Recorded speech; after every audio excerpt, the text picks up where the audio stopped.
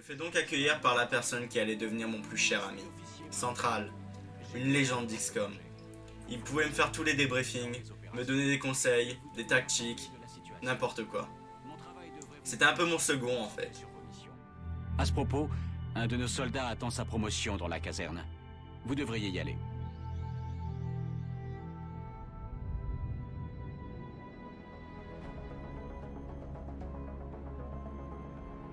Commandant, on vous demande à la caserne. Commandant, à la caserne. Hector Medina, un soldat qui va me suivre jusqu'à la fin. Un très bon soldat qui malheureusement en début d'aventure a perdu ses plus chers amis. Je compatis pour lui. Comme vous le savez, commandant, tous les soldats sont différents. Par exemple, celui-ci a une affinité pour les armes lourdes. Il devrait continuer à s'entraîner dans ce domaine à mesure qu'il gagne de l'expérience en combat. Ce soldat sera maintenant équipé d'un lance-roquette en plus de son arme standard. Il va y avoir du grabuge. Une autre légende d'XCOM, le Dr Vallon. Elle était complètement folle. Mais bon, elle était très compétente. Et elle allait nous permettre de gagner cette guerre. Enfin, gagner, c'est une autre histoire. D'analyser les artefacts obtenus lors de notre premier contact avec les extraterrestres. D'après nos résultats initiaux, nous pensons qu'il est possible de les adapter à l'équipement des soldats. Avec votre accord, nous commencerons le travail tout de suite. Ah, commandant. La troisième légende, le Dr Shen. C'était une personne à qui je donnais mon plus grand respect. Il avait peur de la technologie extraterrestre et ça se comprenait. Mais il savait que pour gagner, on devait l'utiliser. Des schémas. Avec votre accord, nous commencerons la production.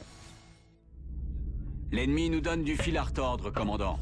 On nous signale des attaques simultanées dans 2 pays différents. On ne peut en aider qu'un seul.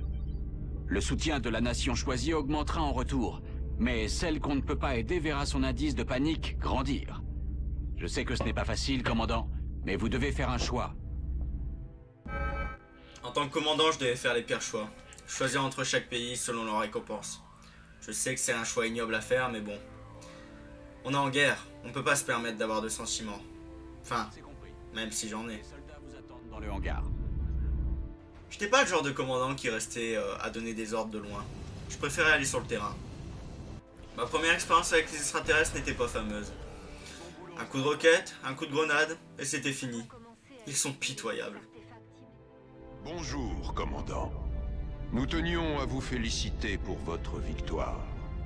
Nous sommes conscients de la position délicate dans laquelle vous vous êtes retrouvé, et nous sommes totalement satisfaits de l'efficacité de votre intervention.